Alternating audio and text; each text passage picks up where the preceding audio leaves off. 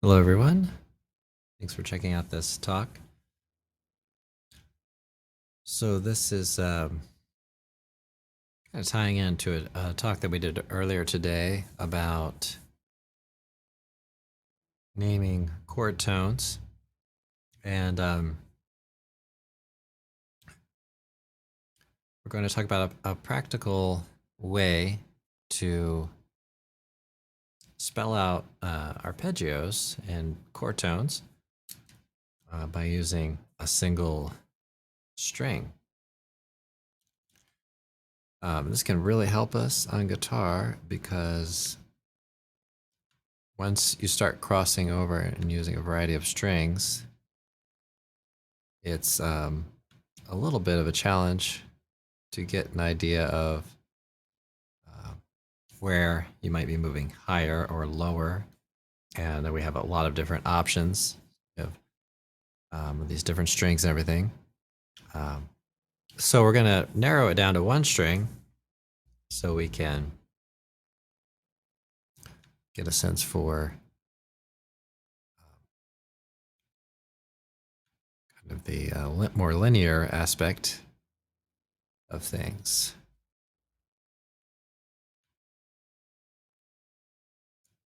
All right, so we're going to choose C on string 2, fret 1, and C on string 2, fret 13. And we'll work with all that. All right. So let's dive into this. And this is going to be a podcast edition.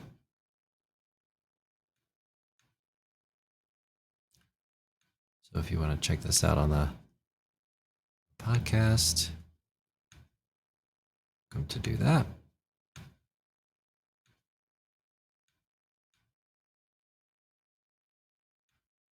All right. All right, so here we are. We have, like I said, those two notes there. So that's going to be the starting and ending point for everything that we do here today.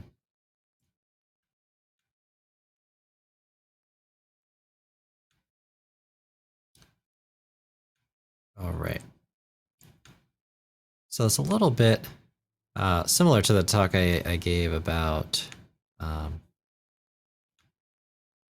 seats on a sort of imagined long park bench.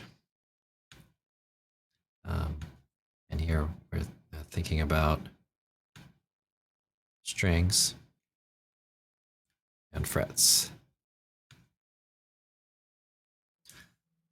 All right, so we're going to use green, color green for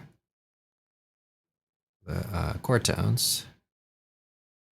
So let's talk about this first one as the root. So we can call this 1 or root. So generally want to use R for root. And we're going to start by spelling out a major third here. So we have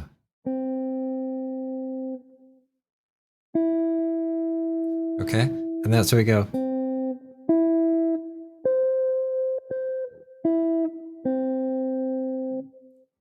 Okay, let's place a fifth in there.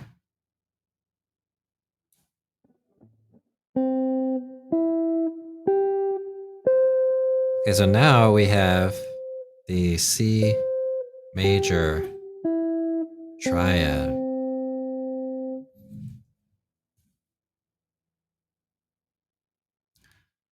Okay, now generally what we do is kind of go every other note in the scale. So let's say we have the 7 up here. So we have root, third, fifth, 7. See if you can use the same finger for each one.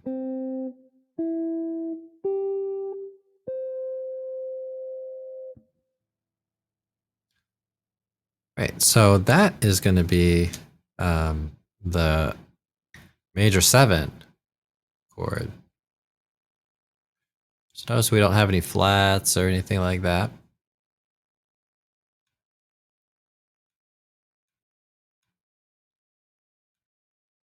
Now let's see if we can check out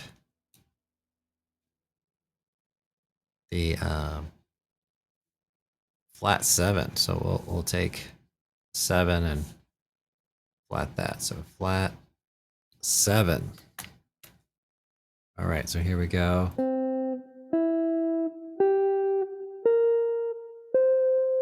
Okay, so it has a different kind of sound to it.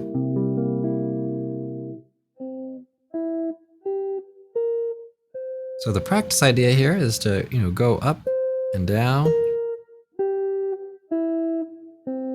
and play all of these chord tones.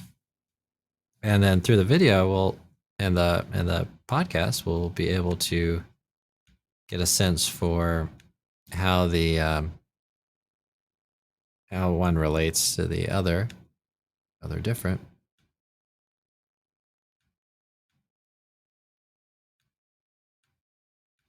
Okay, so we'll duplicate that.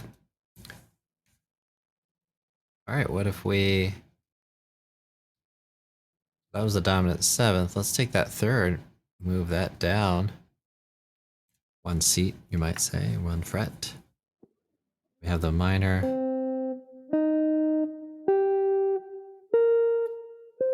7 chord, arpeggio, all on 1 fret. Or 1 string, rather. Minor 7.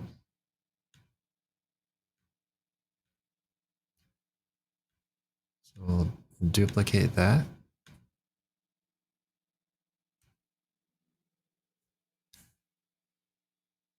All right, and then we'll have the flat 5. Let's go with a flat 5 here.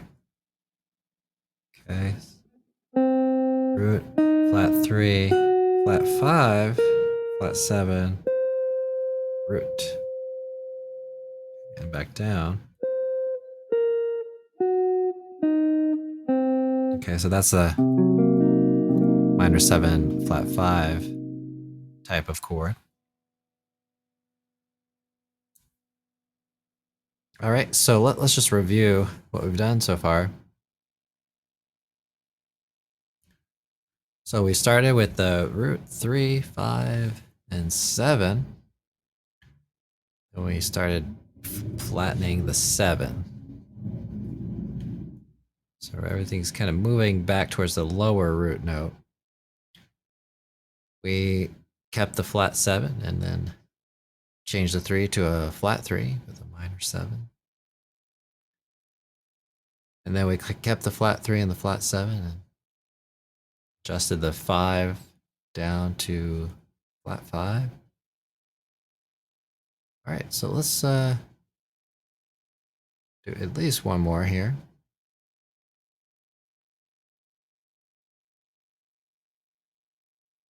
In this one, we're going to have the double flat 7. 2 flat sides here. Double flat 7.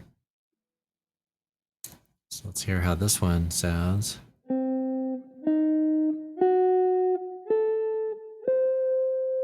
We'll head back down.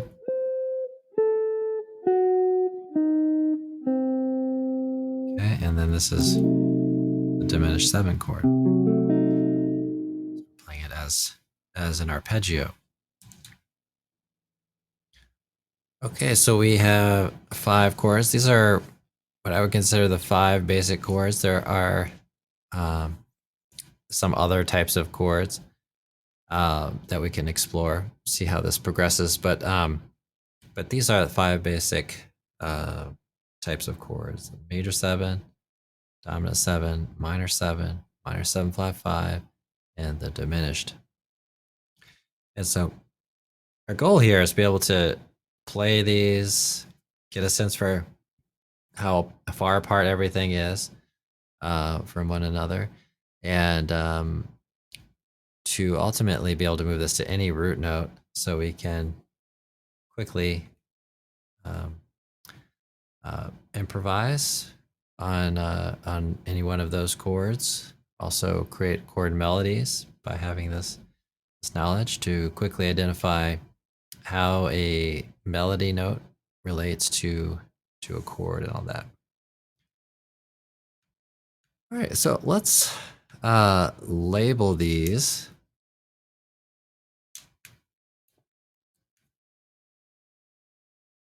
All right, so we started out with the C major 7.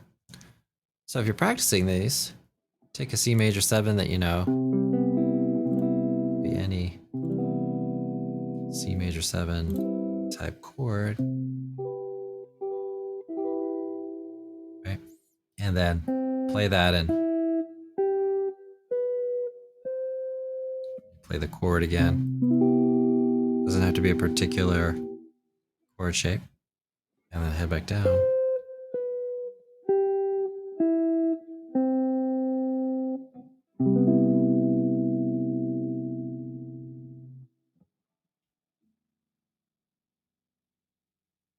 Okay.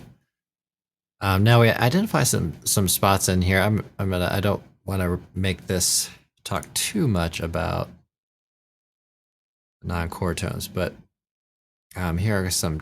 I'll give you some typical kind of things for this chord.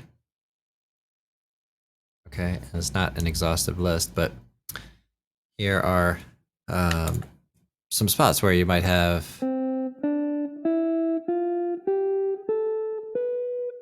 of the spaces in between. So that was with the 11, and then we'll try one with the sharp 11.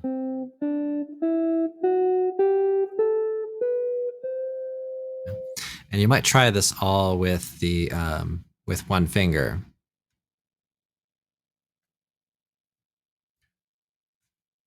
All right, so here we have talking about C7.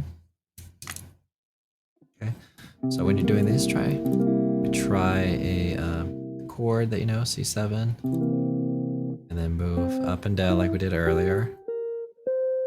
Play the chord again, and head back down. See if you could do it with one finger so that kind of really get a sense for those distances.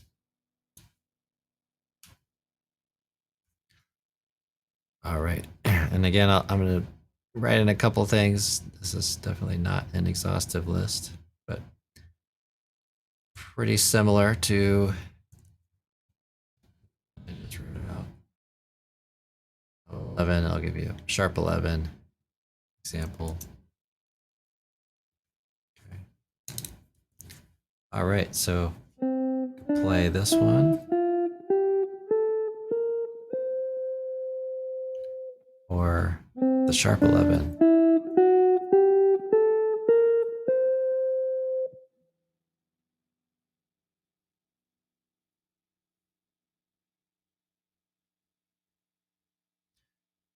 Okay.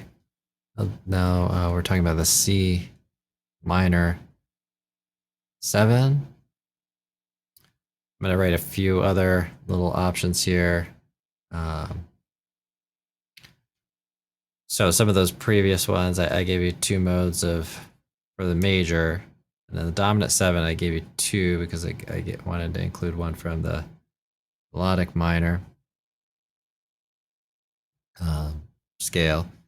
That's why I'm gonna show you 3 because then again it's not an exhaustive list. We have a 9 and a flat 9. So this particular chord quality comes up 3 times in a key center. So I'll show you a few different options here. So C minor 7.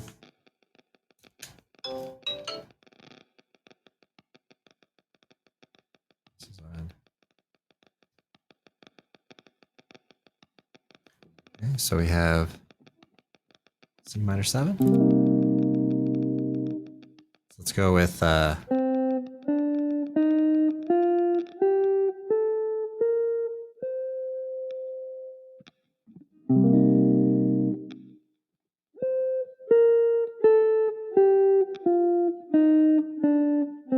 so that's with the natural 9, all the natural 9, natural 11, natural 13. Let's try the natural 9 with the flat 13.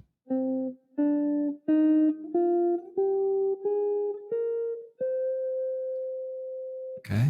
Remember to play the chord. And then with the flat 9 and the flat 13.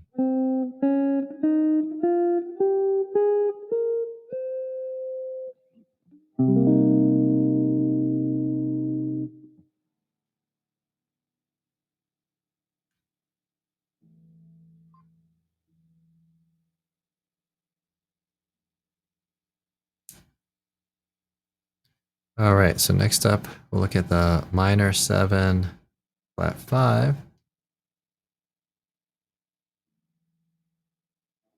So the half diminished chord. Okay. And we're going to place in some other tones here.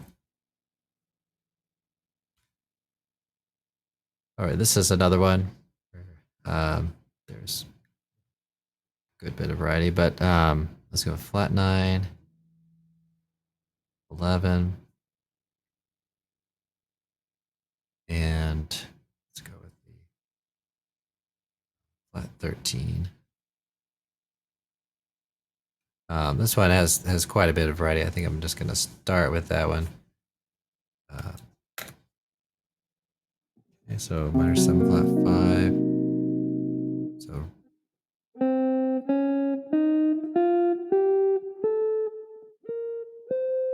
So let's start that again. So there we go. And the chord. And then we're just playing that one finger at a time, just kind of get a sense for things moving up there. And we might also play that one, let's say, with the natural 13. Can also have a natural 9, but let's try that one out. So this is more like a harmonic from the harmonic minor scale. Okay, then we're going to get to this. So you can hear that jump there to the root.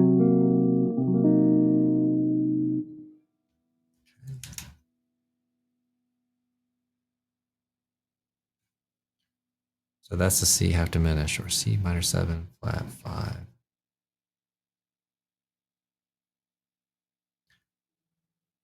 All right, so now we have the fully diminished.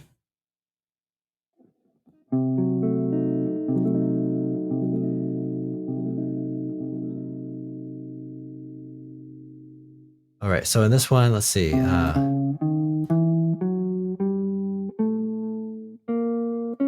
Let's go with that.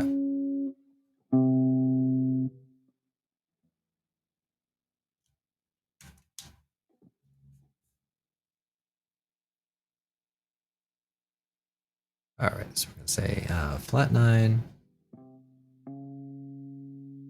Okay, and the flat 3rd, okay. And then let's go into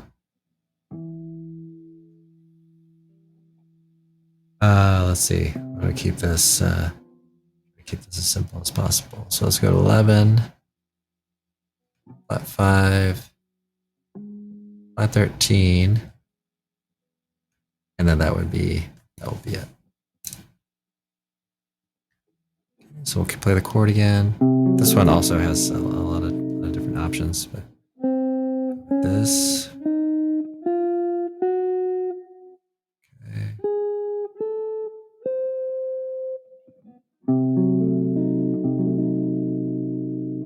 Okay, and that's the C diminished 7.